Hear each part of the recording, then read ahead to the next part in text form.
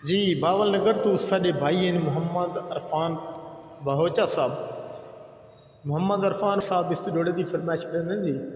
ये डोड़ा है शाकिर सुजाबादी साहब का।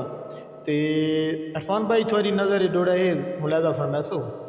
शाकिर आद है सुख मिलते नाल नसीबां दे, सुख मिलते नाल नसीबां दे, साढ़े यार नसीब जो हर गए, वादे करके तोड़ निभावन दे, वादे करके तोड़ निभावन दे, मेरी तंग गुजरान तू डर गए। कीता मान जिना ते जिंदगी सारी, कीता मान जिना ते जिंदगी सारी, वो यार लवारिस कर गए, वो यार लवारिस कर गए। जदा लंघदियां शाकिर चा कंढ कीती, जदा लगदियां शाकिर चा कंढ कीती, असां मरण तू पहले मर गए, असां मरण तू पहले मर गए।